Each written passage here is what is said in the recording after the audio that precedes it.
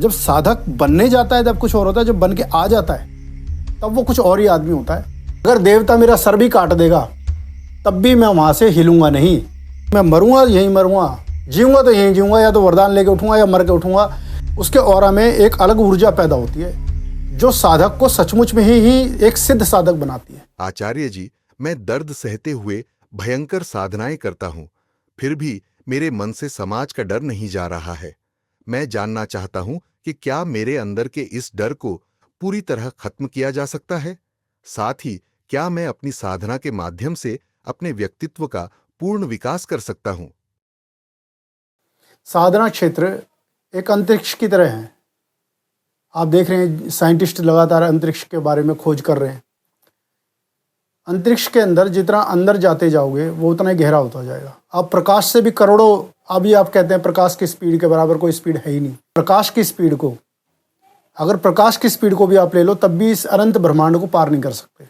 आप ब्रह्मांड में जितना गहरा उतरेंगे वो उतना ही गहरा होता जाएगा। इसी प्रकार से साधना क्षेत्र है। आप ये सोचे कि मैंने एक देवता को सिद्ध कर लिया है, अब मैं मेरी शिक्षा पूरी हो गई है।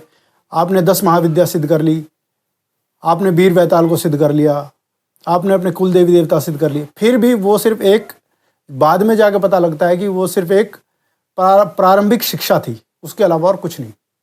जहाँ तक हम जानते हैं, हमने अपने पुराने समय में लोगों को साधनाएं करते देखा है और हमने खुद भी साधना की है।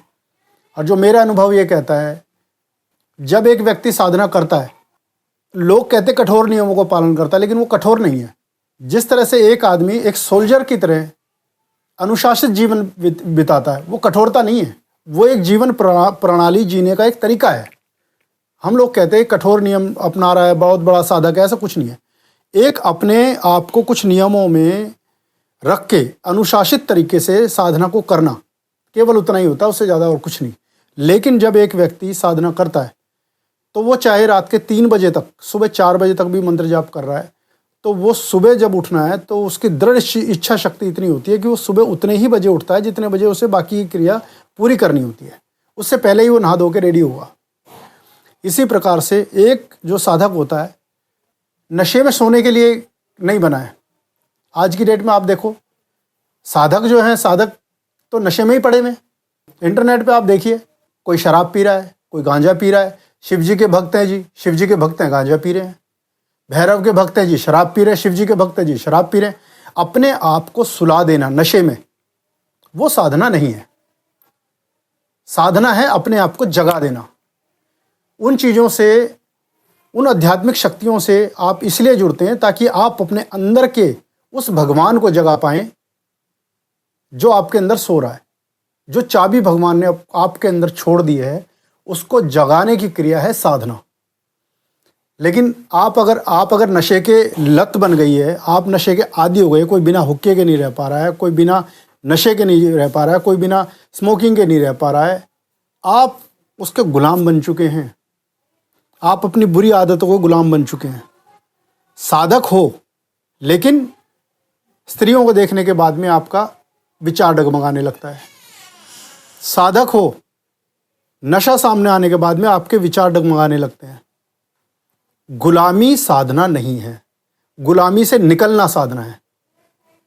जहाँ तक मैं समझता हूँ, सभी प्रकार की गुलामी से आज़ाद होना, अपनी मानसिकता को आज़ाद करना, अपने शरीर को आज़ाद करना ही साधना है। भगवान तक आप तभी पहुँचेंगे जब आप स्वयं स्वतंत्र होंगे। जंजीरों में बंधे हुए आप किसी न किसी चीज़ की इच्छाओं के, उन इच्छाओं को अपने काबू रख के तब साधना की जाती है। एक व्यक्ति निडर होता है, जो साधक साधना करता है, निडर व्यक्ति होता है, एक सोल्जर की तरह होता है। उसके अंदर एक प्रकार से ऐसी निर्भयता होती है। जब वो साधना करता है, विपरीत परिस्थितियों को देखता है, वो उसकी जान पे बनाती है। कई बार जिंदगी और मौत के बीच में साधक झूल रहा होता है, लेकिन वो निश्चय करता है कि मैं आगे बढ़ूंगा, मैं उस आसन को छोड़कर नहीं जाऊंगा जहां मैं बैठा हूं। अगर देवता मेरा सर भी काट देगा तब भी मैं वहां से हिलूंगा नहीं। परिस्थिति ऐसी होती है कि जिस देवता की आप साधना कर रहे हो, कभी कभी उसका संगर भी आपकी परीक्षा लेने के लिए आ सकता है। कई बार ऐसी शक्तियां आपकी परीक्षा लेने के लिए आ सकती हैं कि व्यक्ति जिंदगी और मौत के बीच में झूल रहा होता है। और मैं अगर अपना अनुभव बताऊं तो ये सच्चाई है कि साधना जब व्यक्ति कर रहा है तो उसे ऐसी परिस्थितियों से दो चार होना पड़ता है। उस समय में भी जो व्यक्ति ये चाहता है कि उसकी साधना सफल होगी, तो वो निश्चय करके बैठता है कि मैं मरूंगा यहीं मरूंगा, जीऊंगा तो यहीं जीऊंगा, या तो वरदान लेके उठूंगा या मर के उठूंगा। मरना है तो देवता के हाथ मरना है, ये सोच के आदमी बैठता है। ऐसा आदमी मौत के भय से बिल्कुल मुक्त हो जाता है। किसी भी सेना के जवान को आप देखिए, वो अपने देश के लिए तो भले ही डर जाएगा, लेकिन अपनी जान के लिए नहीं डरेगा। ऐसा ही साधक होता है।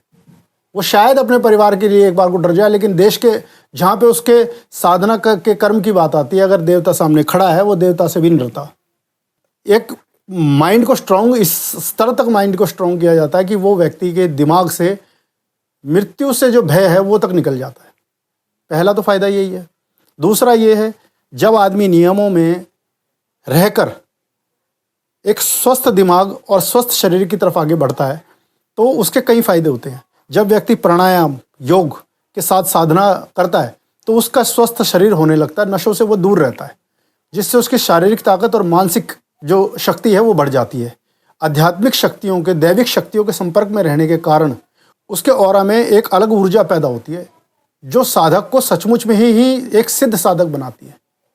ये कोई फर्क नहीं पड़ता कि आपके सामने देवता प्रकट हो गया, आपने वरदान लिया या नहीं लिया, ये एक अलग बात है। लेकिन जो आपने कर दिया वो आपको बना जाता है।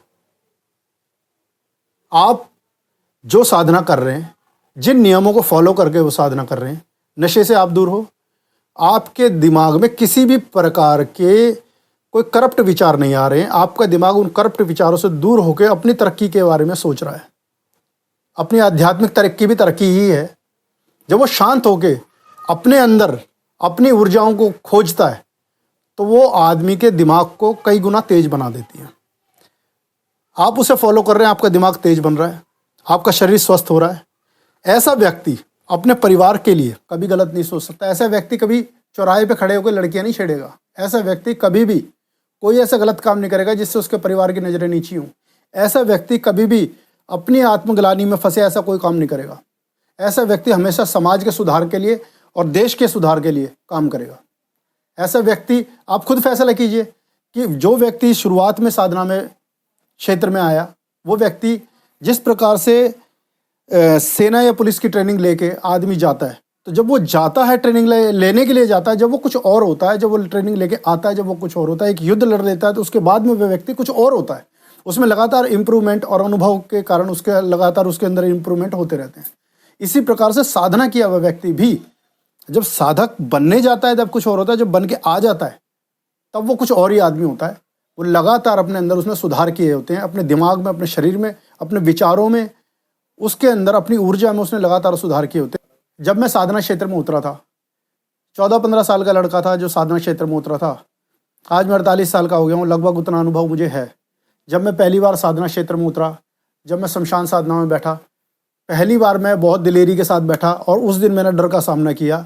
मैंने देखा डर क्या होता है। उस दिन मैंने महसूस किया कि मौत पास आने से क्या होता है। लेकिन मैंने ये देखा, उन अनुभवों के बगैर जीवन से डर का निकालना बहुत मुश्किल है।